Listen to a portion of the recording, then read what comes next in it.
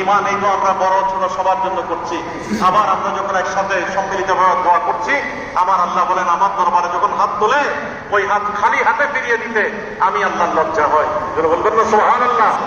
সেই কারণে আমরা দোয়া করব।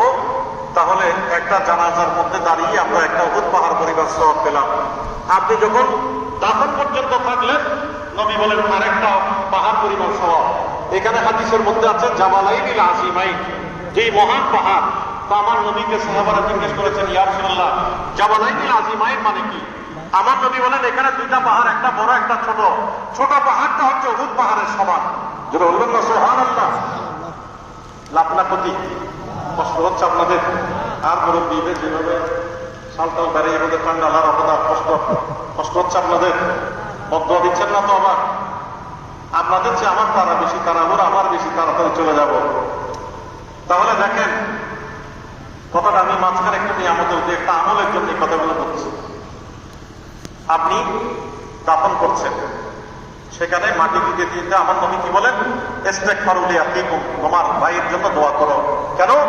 ফাইন্নাহু আল-আন ইউসআলু, এখনই সে প্রশ্নবাণে জর্জরিত হবে। আর পৃথিবীর সমস্ত আলেমদেরকে আমার নবী তালিম দিয়েছেন, লাকিনু আমওয়াতাকুম, মাটির নিচে যাকে দাফন করলে সেই যেন ইস্তেকামত থাকে, সেই যেন মান রব্বুকা মা দীনুকা মান নবিয়ুকা মা কুনতা তাকুলু ফি হক্কি হাযার রাজুল, অথবা মা কুনতা তাকুলু ফি হাযার রাজুলে মুহাম্মদ, সবাই বলি সাল্লাল্লাহু আলাইহি ওয়াসাল্লাম। এই প্রশ্নগুলোর উত্তর যেন দিতে পারে, তুমি উপর থেকে শিখিয়ে দাও। তুমি আলেম, তুমি জানো, তুমি শিখিয়ে দাও। ও মাইয়ত, যদি বলে মান রব্বুকা, তুমি বলে দাও রব্বি আল্লাহ। যদি জিজ্ঞেস করে মা দীনুকা, তুমি বলে দাও দীনি আল ইসলাম। আমি হায়াতুন নবী কবরে থাকবো, আমাকে দেখিয়ে যখন বলবে যেন বলতে পারে নবী ওয়া শফিঈ মুহাম্মদুর রাসূলুল্লাহ সাল্লাল্লাহু আলাইহি ওয়াসাল্লাম। কথা বলেন ঠিক কিনা?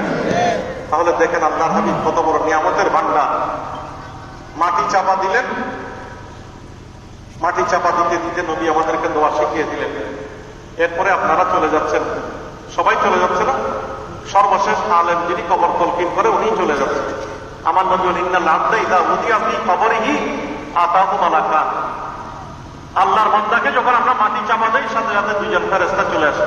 ফায়ুখাইরানিহি, তাদেরকে বসিয়ে দেয়। ওই যে আসমানের মধ্যে যে রূহটা তোলা হলো, সেই রূহটাকে আমার আল্লাহর পক্ষ থেকে ওই আল্লাহর বান্দার বডির মধ্যে আবার সেট করে দেওয়া হয়। যেটা বলবেন না সুবহানাল্লাহ? আমি এই কথাটা বলার জন্য আগের সাথে পরের একটা মিল, সেটার জন্য আপনাদেরকে কষ্ট দিয়ে হাদিসের অবতারণা করলাম। এরপরে দেখেন আমার নবী বলেন সর্বশেষ মানুষটা চলে যাচ্ছে, তার পায়ের শব্দ, স্যান্ডেলের শব্দ, জুতার শব্দ। তাওয়াল্লা আনহু আসহাবহু আন্নাহু লা ইয়াসমা কারআনি আলাইহিম, ওই ব্যক্তির সর্বশেষ চলে যাওয়ার পায়ের শব্দ কবর থেকে শুনতে পায়। কেন? কারণ তার ডেড বডির মধ্যে প্রাণ এসেছে। যেভাবে মরা জমিনের মধ্যে আল্লাহ বৃষ্টি নাজিল করে প্রাণ দেয়, ওয়া আনজালাল্লাহু মিনাস সামাই মিম্মা ফাআহিয়া বিহিল আরদা বাদা মাউতিহা, ঠিক অ্যাকর্ডিংলি কিভাবে আমার আল্লাহ দেহের মধ্যে যখন প্রাণটা সেট করে দেয় ফেরেশতার মাধ্যমে, তখন ফেরেশতা বলে তুমি ডানে ফিরো। ডানে আমার নবী দাঁড়িয়ে আছে, বলে মা কুনতা তাকুলু ফি হক্কি হাযা রাজুল, ইনি সম্পর্কে তুমি দুনিয়ায় কি বলতে? যেই নবীর মহব্বতে আপনারা এই মাহফিলে এসেছেন, যেই নবীর একটা কলি শুনলে হৃদয়টা, কলিজাটা ঠান্ডা হয়ে যায়। আমার ভাইয়েরা, আমরা নাচ জানি না, শেয়ার জানি না, তারপর আমাদেরকে বলে হুজুর আপনি একটা কলি পড়েন। কেন? কারণ আপনার কলিজাটা শীতল হয়, ঠান্ডা হয়। আমার নবীর একটা হৃদয়গ্রাহী নাতের কলি পড়লে, কথা বলেন ঠিক কিনা? আমি দেখলাম মানুষজন খুব কম ছিল। আমার বাবা যখন নাচ করতেছে তখন আপনারা এসে অনেকে জড়ো হয়ে গেলেন। কথা বলেন ঠিক কিনা? আমি আমার নাপাক জবানে কিছুই জানি না, টোটাফাটা এখানে লিফলেট আলা হযরতের নাম দিয়েছে, তা আমি হকাদের জন্য দিয়ে একটা কলি পড়লাম মাত্র। তাহলে সেখানে আপনাদের হৃদয়গ্রাহীতার কারণে আপনারা ছুটে এসেছেন। আপনি কি একবার ভেবেছেন এই কলমের মধ্যে যে স্পন্দনটা, যে হরকতটা, যে ভালোবাসাটা, যে মহব্বতটা আমার নবীর জন্য, আমার নবীর নাতে মোস্তফায় আপনার তৈরি হচ্ছে? খোদার কসম অন্য কিছু দিয়ে যেতে না পারলেও এই মহব্বত আপনাকে কাল কিয়ামতের ময়দানে জান্নাতে পৌঁছে দেবে। কথা বলেন ঠিক কিনা? আমরা কিয়াম করার সময়